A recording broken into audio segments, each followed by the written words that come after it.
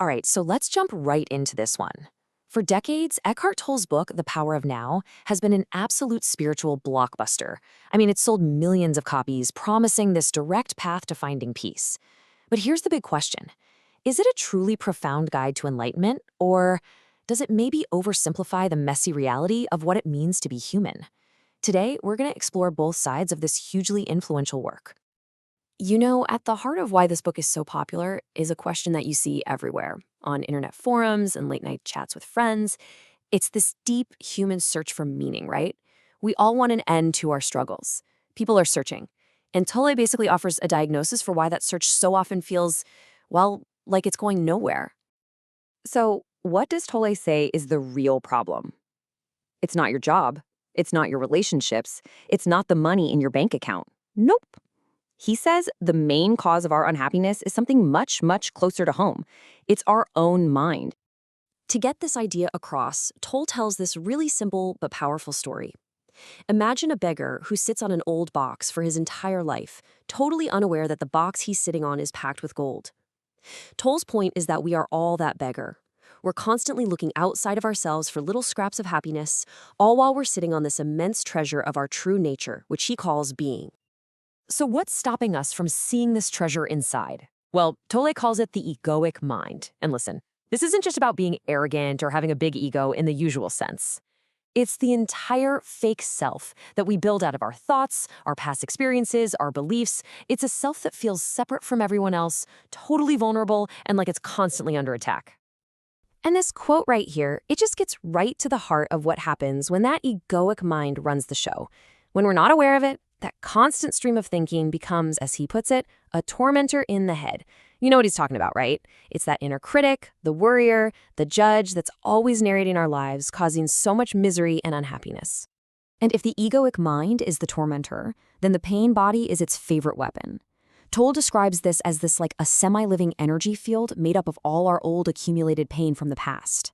Most of the time, it's just dormant. But when it gets triggered, it wakes up and takes over, and it actively seeks out situations that will create more drama and more pain for it to feed on. Okay, so if the problem is an unobserved mind that's just stuck in the past and future, creating this pain body that loves negativity, what's the solution? What's the way out? For Tolle, the answer is radically simple. It's all about accessing the power of now. Now, to really get this, Tolle makes a super important distinction between two types of time.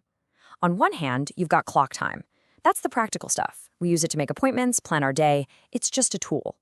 But then there's psychological time. And this is where our minds actually live, chewing on past regrets or spinning out with anxiety about the future. And here's the kicker. Tolle says this is the only place where negativity can even exist. So that brings us to this huge point. It's not the situation itself that's causing you to suffer. It's your resistance to it. It's the story your mind is telling about how things should be, instead of just accepting what is in this very moment. According to Tolle, all pain is basically some form of non-acceptance. Okay, so that all sounds good, but how do we actually do it?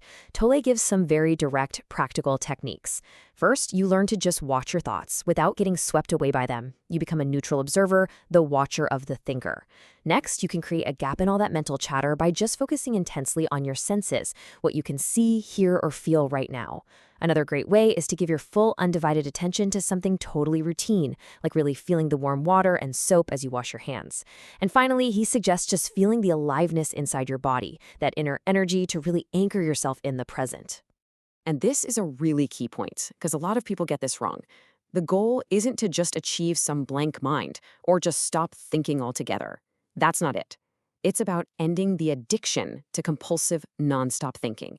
That way, you can use your mind for what it is, an incredible tool. And then, when the job is done, you just set it aside and return to a state of inner quiet. Now, what's so fascinating is that while Tolle's language and approach feel really modern, his core ideas about being present and about oneness, well, they echo through so many different spiritual traditions. They tap into this shared human feeling that, deep down, we are all profoundly connected. There's this short story that went totally viral online called The Egg, and it captures this idea just perfectly. In the story, a character finds out that every single person who has ever lived or will ever live is just another version of themselves. And the story ends with this incredibly powerful line. When you hurt someone else, you are literally just hurting yourself. You see this exact same thought from the beloved Buddhist master Thich Nhat Hanh. He was reflecting on a story about a young girl who was harmed by a sea pirate, and he meditated on it until he had this breakthrough. He realized that if he had been born with the pirate's life circumstances, he could have become the pirate. It's this call for a really radical kind of empathy, one that's born from understanding that we're all part of the same shared reality. But, and this is a really big but, this brings us to an incredibly important question. Is the path to peace really just about being present? I mean, could focusing only on the now actually become a way of avoiding the very real, very complex problems of our past? Let's take a look at the critique. So here is the central debate, right? On one side, Tolle's advice is that when a negative feeling comes up, you should see it as an alarm bell telling you to wake up and get present. But critics argue that, well, maybe that's not always the best idea.